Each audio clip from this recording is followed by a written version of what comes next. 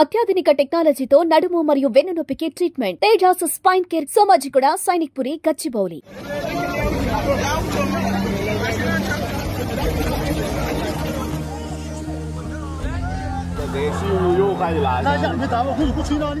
తెలుగు రాష్ట్రాలని వానలు వణికిస్తున్నాయి. చాలా చోట్ల కుండపోత వర్షాలు పడుతున్నాయి. ఎగువన కురుస్తున్న వర్షాలకు ప్రాజెక్టులు నిండుతున్నాయి. నిజానికి ఏపీకి పెను ముప్పు తప్పింది. అనుకోకుండా వాయుగుండం బంగ్లాదేశ్ వైపు వెళ్లిపోయింది. అక్కడ తీరం దాటింది. అందువల్ల దాని ప్రభావం అస్సాంపై బాగా పడింది. కొన్ని రోజులుగా అక్కడ భారీ వర్షాలు కురవగా వాయుగుండంతో ఏకంగా వరదలే వచ్చేశాయి. నిజానికి ఈ వర్షం ఆంధ్రప్రదేశ్ లో కురిసేదే. వారం కిందట ఏపీ పక్కనే ఆవర్తనం ఏర్పడి అల్పపీడనంగా మారి దాదాపు వారం పాటు అక్కడే తిరిగింది. అది కోస్తాంధ్రలో తీరం దాటుతుందని మొదట అంచనాలు వచ్చాయి. ఆ తర్వాత అది భువనేశ్వర్ వైపు వెళ్ళింది. అందువల్ల ఒడిశాలో తీరం దాటుతుంది అనుకున్నారు. కానీ అది బంగ్లాదేశ్ వైపు వెళ్ళింది. ఆ వాయుగుండం ఒడిశాలో తీరం దాటినా ఏపీలో భారీ వర్షాలు కురిసేవే. ముఖ్యంగా ఉత్తరాంధ్రలో వరదలు వచ్చేవి. ఆ పరిస్థితి నుంచి ఏపీ తప్పించుకోగా అస్సాం బలైపోయింది. ఈ రోజు కూడా అస్సాంకి రెడ్ అలర్ట్ ఉంది. అక్కడ చాలా జిల్లాల్లో భారీ వర్షాలు కురుస్తున్నాయి. ఈదురు గాలులు వీస్తున్నాయి.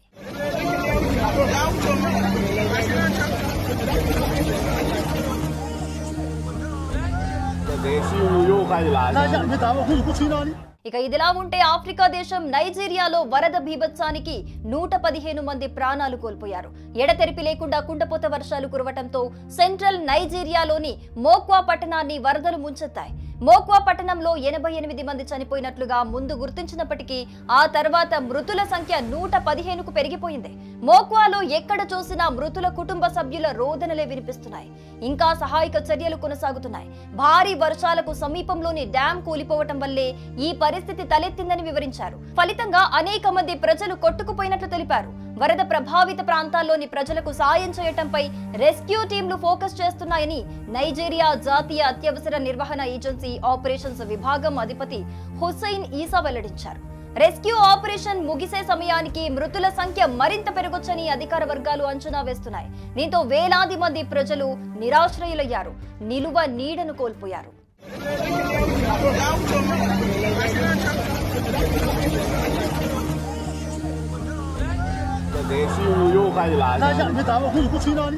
ఐఎఫ్ఆర్సీ ప్రకారం తాజా వరదల కారణంగా నైజీరియాలో దాదాపు 1500 మంది తీవ్రంగా ప్రభావితమయ్యారు.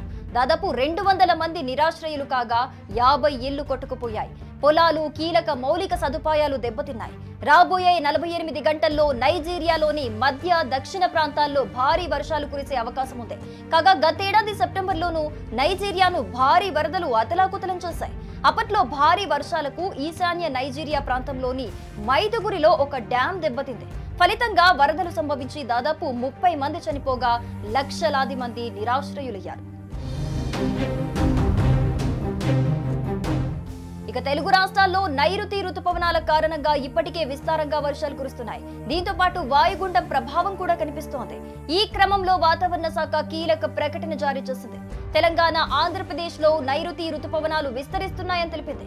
జూరాల ప్రాజెక్టుకు క్యాచ్మెంట్ ఏరియా నుంచి వరద ఉధృతి కొనసాగుతోంది.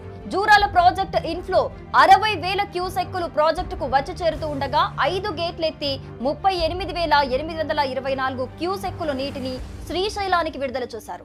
జూరాల ప్రాజెక్టు పూర్తి స్థాయి నీటి మట్టం 318.516 మీటర్లుగా ఉంది.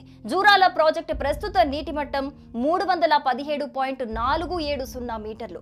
పూర్తి నీటి నిల్వ 9.65 టీఎంసీలు. జూరాల జలాశయంలో ప్రస్తుత నీటి నిల్వ 7.627 టీఎంసీలు. నెట్టింపాడు లిఫ్ట్ ఇరిగేషన్ కింద 15,000 క్యూసెక్కులు విడుదల చేశారు.